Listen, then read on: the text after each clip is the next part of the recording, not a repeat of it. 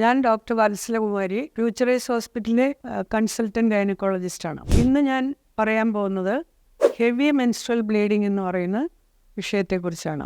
സാധാരണ ഒരു ആർത്തവത്തിൻ്റെ ഡ്യൂറേഷൻ 21 മുതൽ 38 ദിവസത്തിനുള്ളിലായിരിക്കണം. ബ്ലീഡിംഗ് ഉണ്ടാകുന്നത് 7 ദിവസം വരെ പോകാം. ഒരു പ്രാവശ്യത്തെ മെൻസസിൽ നമുക്ക് നഷ്ടപ്പെടാവുന്ന ബ്ലഡ് ഒരു 84 മില്ലി ബ്ലഡാണ്. ഇതിൽ കൂടുതലായാൽ ഹെവി മെൻസ്ട്രൽ ബ്ലീഡിംഗ് എന്ന് പറയും. പീരിയഡ്സിന്റെ സമയത്ത് അമിതമായി രക്തസ്രാവം ഉണ്ടാകുന്നതിന് ചിലപ്പോൾ യൂട്രസിന്റെ ഘടനയിലുള്ള കാരണങ്ങളായിരിക്കാം, അതല്ലെങ്കിൽ പ്രവൃത്തിയിൽ വരുന്ന പ്രശ്നങ്ങളായിരിക്കും. ഘടനയിൽ ഉണ്ടാകുന്ന പ്രശ്നങ്ങൾ എന്ന് പറഞ്ഞാൽ യൂട്രസിനകത്ത് പോളിപ്പ് എന്ന് പറഞ്ഞാൽ ദശ വളരുന്ന പോലെയുള്ള ഒരു ഗ്രോത്ത് ചിലപ്പോൾ ഉണ്ടാവും. പിന്നെ അഡിനോമയോസിസ് എന്ന് പറയുന്ന ഒരവസ്ഥ, അത് ഗർഭാശയത്തിൻ്റെ ആന്തരിക ലൈനിങ് ഗർഭാശയം മസിലിലേക്ക് കയറി വളരുന്നതിനാണ് അഡിനോമയോസിസ് എന്ന് പറയുന്നത്. പിന്നെ ഫൈബ്രോയിഡ് യൂട്രസ്, അതായത് ഗർഭാശയ ഭിത്തിയിൽ ഉണ്ടാകുന്ന മുഴകളാണ്, ക്യാൻസർ അല്ലാത്ത മുഴകൾ. പിന്നെ മാലിഗ്നൻസി, അതായത് ഗർഭാശയ ക്യാൻസർ. പിന്നെ ഫങ്ഷനിൽ വരുന്ന കുഴപ്പങ്ങൾ എന്ന് പറയുമ്പോൾ കൊയാഗുലേഷൻ, ബ്ലഡ് കട്ട പിടിക്കുന്നതിനുള്ള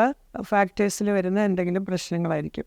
പിന്നെ ഈസ്ട്രജൻ എന്ന് പറയുന്ന ഹോർമോണിൻ്റെ അമിതമായ അളവ് ഒരു കാരണമാകാം.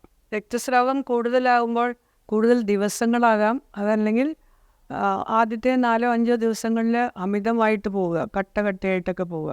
അങ്ങനെയെല്ലാം കണ്ടാൽ ഉടനെ തന്നെ ഒരു ഗൈനക്കോളജിസ്റ്റിനെ കണ്ടിട്ട് രോഗനിർണയം നടത്തുകയും അതിനുവേണ്ട ചികിത്സ ചെയ്യുകയും വേണം. Future is Hospital. Health is happiness.